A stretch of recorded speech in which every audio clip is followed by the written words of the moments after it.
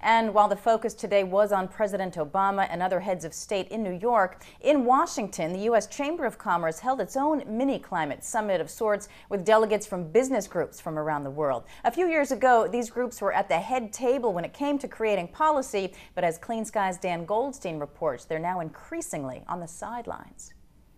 Despite the flags and delegates, there was a big difference between the two climate talks held this week in New York and Washington. In New York, the heads of government came together to discuss plans for Copenhagen.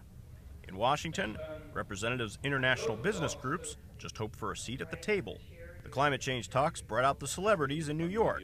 There is no separation between issues of poverty and climate change. In Washington, not so much. In New York, the soaring oratory of the leader of the free world, U.S. President Barack Obama. But this is a new day. It is a new era.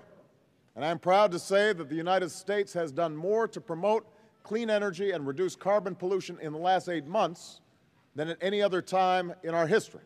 In Washington, plain talk of Wisconsin Congressman James Sensenbrenner.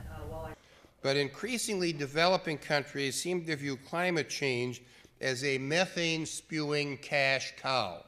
And while diplomats in New York greeted and toasted each other, business groups like the Chamber of Commerce in Washington feel like when it comes to climate talks, they are on the outside looking in.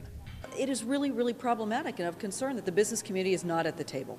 We need to be at the table because ultimately, at the end of the day, the private sector has the capital, the technology, the expertise, and can create the jobs necessary to actually create these technologies to have a more low-carbon future. All countries have to move forward with a sensible set of both targets and things that we can do that are realistic. The reality is that we're not going to put tens of millions of Americans or Canadians or Europeans out of work, in my view, in order to meet targets that cannot possibly be met. While the business community might feel like it's on the outside looking in when it comes to climate negotiations in Copenhagen and New York, they may have an ace in the hole, the United States Senate. Despite soaring speeches from New York, any treaty hammered out in Copenhagen must be ratified by the U.S. Senate, which rejected the Kyoto Accord in 1997 in a 95-0 vote.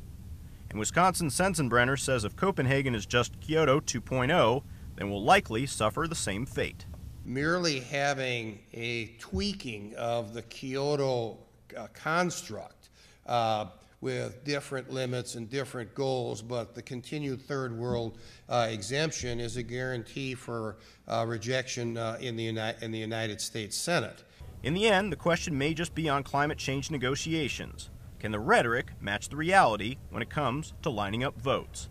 Dan Goldstein, Clean Skies News.